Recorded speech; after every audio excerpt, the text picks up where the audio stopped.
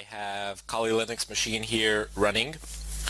I have left the installation process in the last tutorial because it was quite frankly pointless to just sit and wait for it to finish, primarily because Kali Linux installation tends to be a bit longer than the installation of other Linux operating systems, primarily because of the pre-packaged tools that come with it. However, there were a few screenshots that I have made that some of the options that you were asked while the installation process was going on. So there were just 3 of them.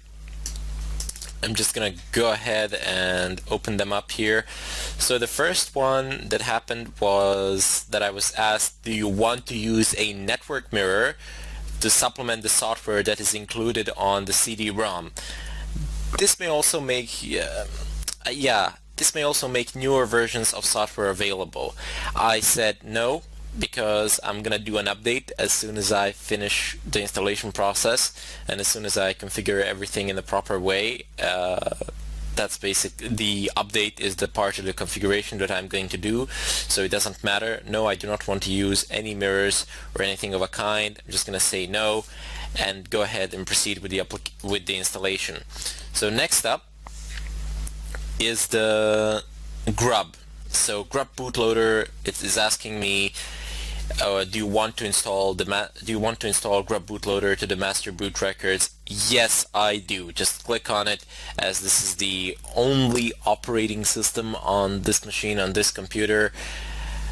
There's nothing that I can mess up by installing the grub bootloader to the master boot records of the first hard drive, as it is stated here in the instructions. You can use the grub bootloader in order to configure dual boots, or I don't know, you can boot 3, 4, 5 operating systems, as many as you like, as many as your hardware can support. Not at the same time, of course, but at boot time you will be prompted and asked, which operating system do you wish to boot? That's also one of the options that you can have with grub. But aside from that, just click yes there, and there's a final one.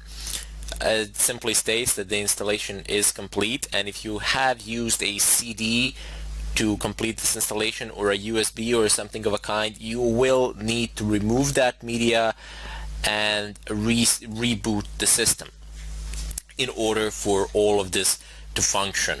So that would be it. I was asked those 3 very simple questions. You have the answers here.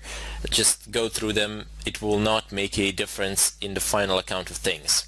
Just going to go ahead and close this, and now I'm going to go ahead and log into my Kali Linux virtual machine. So the username is, this is actually one of the rare occasions, actually this is pretty much the only occasions where I log into GUI with root. But as you can see, as you will soon realize, in Kali Linux everybody just logs in with root, primarily because you are not using Kali Linux to browse the web or something like that. You are usually using it 99% of time to perform some sort of an attack, and for all of those tools you need to be pretty much for all of those tools you need to be a root user or have root privileges. Most of the time there's no point to have any other users on a Kali Linux distro. So type in root, press enter, password was test, press enter, yours is whatever you appointed it to be. Of course, if it's a virtual machine, you don't need to worry that much, but if it's your main machine or something like that, and Kali is generally not recommended to be your main desktop machine, that's not a good idea. Rather run it as a virtual machine. Okay, so first I need to do a few things like updates in order for me to be able to install VirtualBox guest editions, so that we may use full screen and that we may use share clipboard and so on and so forth. Just go ahead and change this, open up my terminal, set the view. This is non-technical stuff. This you can configure any way you like. I'm just zooming it in for the purposes of this tutorial so that you may see it better. But before we can do updates, before we can do anything, we must verify that we have connectivity to the internet. So ping, I don't know, yahoo.com. There we go. Nothing is happening. So I cannot ping yahoo.com, meaning that I don't have exit to the external network. I cannot access the internet.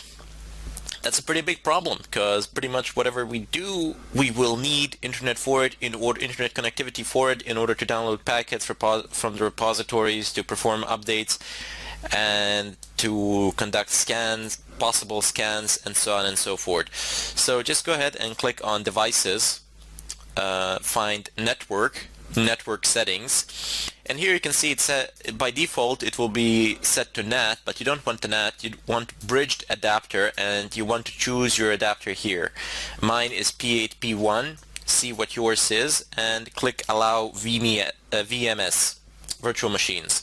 So okay, if you don't know what the adapter on your machine is and you are using a Linux system, just go ahead, open up your terminal,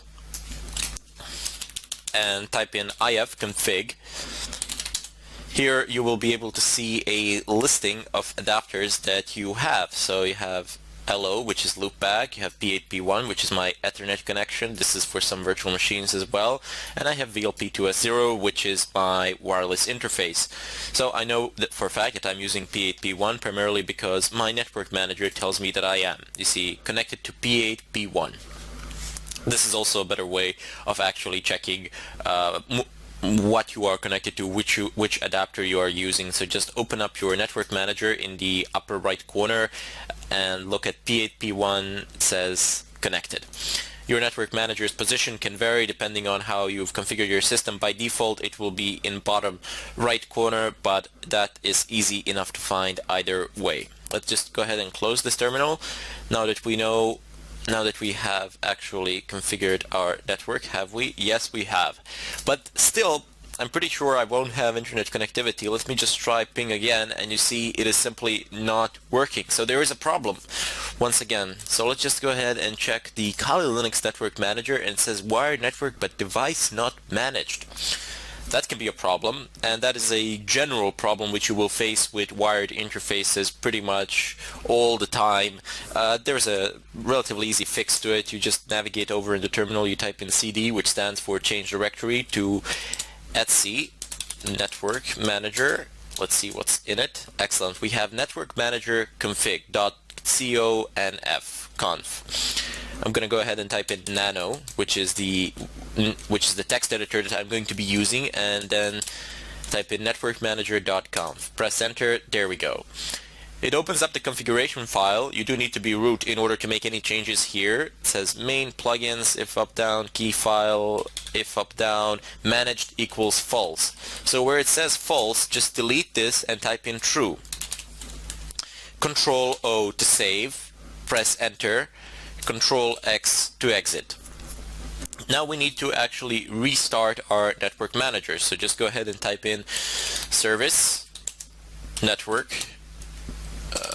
There we go. Network manager restart. Stopping and starting. Excellent. Connection established. You are now connected to if up down ETH0. Let's check the connectivity. So ping yahoo.com.